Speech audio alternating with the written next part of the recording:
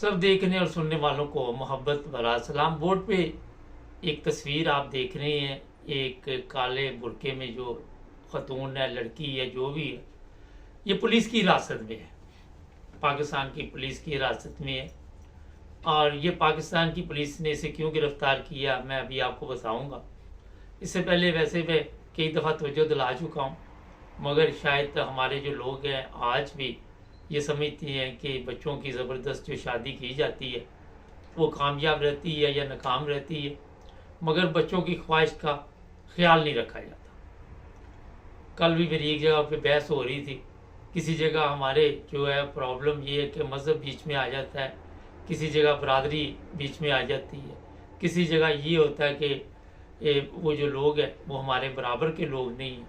कई हमारे मसाइल में ये एक से एक बड़ा मसला जो है वो पैदा होता है।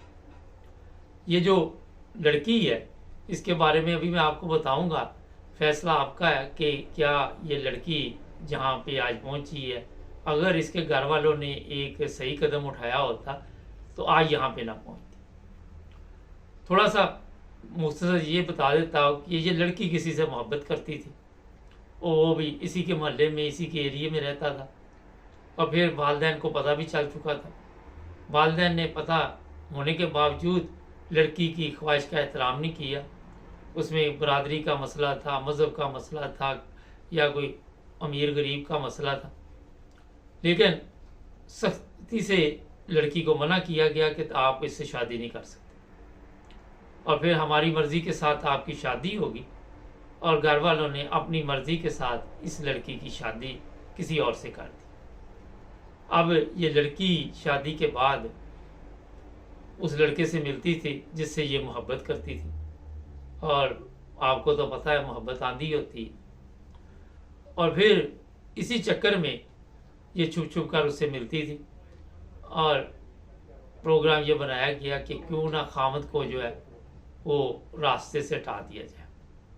होना तो ये चाहिए था कि अगर घर वालों ने ज़बरदस्ती शादी कर भी रहे थे तो इस लड़की को चाहिए था कि अपना जो जिसके साथ शादी हो रही थी उसको पहले बता देती जब मंगनी हुई थी कि मैं किसी और को पसंद करती हूँ। आजकल मोबाइल हर एक के पास है और कोई इतना बड़ा इशू नहीं है कि राब्ता कायम कर सके, और सारी हकीकत पहले बयान करती। और उसके बाद वो लड़का जो है ज़ाहिर है इसके साथ शादी ना करता, वो भी अगर अक्लमंद होता तो वो कहता ठीक है जी, आप जहाँ किसी को पसंद करती हो वहाँ पे शादी कर लो। यहाँ पे इस लड़की की गलती है, इसने नहीं बताया। और फिर ये हुआ कि इसकी शादी जब होगी तो उसके बाद भी ये उससे जब मिलती रही तो फिर इसके खामद को पता चला या नहीं चला, लेकिन इन दोनों ने सोचा कि मिलकर किसी तरह इस बंदे को रास्ते से अब हटाना चाहिए। फिर दूसरा मौका ये था कि बाद में भी शादी के बता देती, सुहाग रात में भी बता देती कि मैं किसी और को पसंद करती हूँ, और भी कई रास्ते थे, और वो लड़का इसे तलाक दे देता, ये खुला ले सकती थी, सब कुछ कर सकती थी। फिर एक और भी इसके पास मौका था कि ये कोर्ट मैरिज कर लेती, और कोर्ट मैरिज आपको पता है कि हर मुल्क में ये सूरत मिल जाती है। और फिर ज़ाहिर है जो इस जगह पे आज ये पहुंची तो यहाँ पे ना पहुंचती। ये रास्ते मैंने इसलिए इसको या उन लोगों को बताए हैं जो बाद में पुलिस तक पहुंचते हैं, फिर जेल में चले जाते हैं। अब ये भी जेल में और इसका आशिक भी जेल में, दोनों जेल में है, और दोनों ने मिलकर क्या किया, उस खामद को कत्ल कर दिया। अब कत्ल करने के बाद ये समझ रहे थे कि हम कोई अच्छी ज़िंदगी गुजार लेंगे या हमारे पास कोई ऐसा रास्ता होगा कि हम भाग जाएंगे, लेकिन कानून है जहाँ भी ये जाते उन्होंने पकड़ लेना।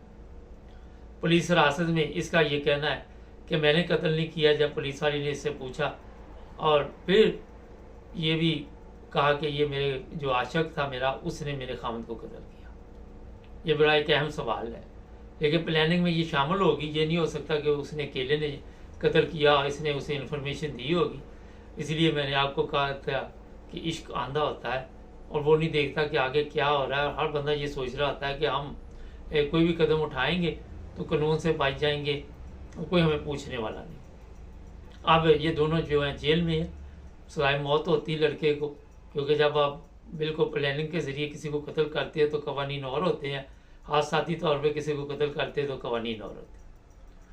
जो आज इस प्रोग्राम में आपको बताने का ये मकसद है कि जो लोग भी बच्चों के रिश्ते ढूंढते हैं उन्हें बच्चों की ख्वाहिश का ख्याल रखना चाहिए और बच्चों से पूछना चाहिए कि आप कहाँ रिश्ता करवाना चाहते हैं। वहाँ पे जो भी मसाइल हों उन्हें हिकमत अमली से तैयार करना चाहिए। एक चीज़ बड़ी ज़हन में हमारे होती है कि लोग क्या कहेंगे।